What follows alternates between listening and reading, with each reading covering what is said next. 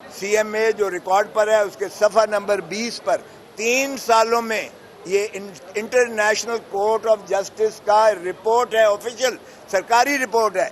پاکستان کی military courts 3 سال میں 2015 سے 18 تک 3 سال میں 646 مقدمات کا جو ہے سنا اور فیصلے کیے۔ 646 میں سے 645 کو سزا ہوئی، 645 کو سزا ہوئی، وہ پتہ نہیں ایک بھی مر گیا تھا یا کیا ہوا تھا، باہر گئے 100% سمجھیں تو 99.9% کا اقبال جرم پر سزا تھی، کنفیشن پر سزا تھی۔ اب آپ اندازہ کریں اس میں سزائے موت بھی تھی ان لوگوں کو۔ تو میرا یہ سروکار نہیں تھا، لیکن میرا بتانا مقصود یہ تھا کہ یہ ہے ہماری ملٹری کورٹس، ماشاءاللہ سزا تو یقیناً 100% سزا ہے، لیکن کیا انصاف کے قتل پر سزا جو ہے کرنا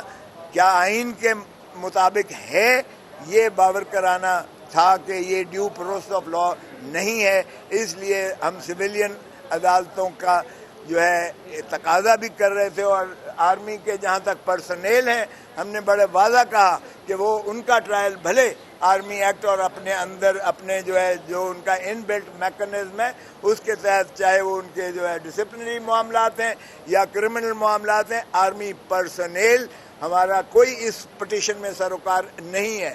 لیکن پاکستان کا عام شہری سویلین ہم نے کہا کہ اس کے سول رائٹس، فنڈامنٹل رائٹس، بنیادی حقوق کسی صورت میں جو ہے وہ آرمی ایکٹ کے تابع نہیں آتے ہیں اور آرمی ٹرائل نہیں ہو سکتا ہے۔ ان کا آئین اور قانون کے مطابق اگر وہ اینٹی ٹیررزم ایکٹ میں ہے تو اس میں ٹرائی ہونا چاہیے، یا اگر پاکستان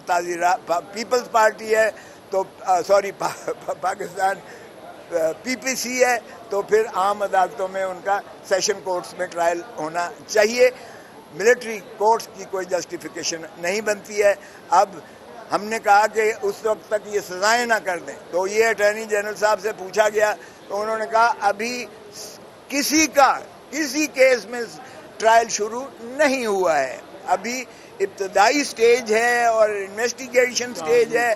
چارج بھی فریم نہیں ہوا ہے، اس لیے کوئی ہے۔ تو جج صاحب نے کہا کہ جس وقت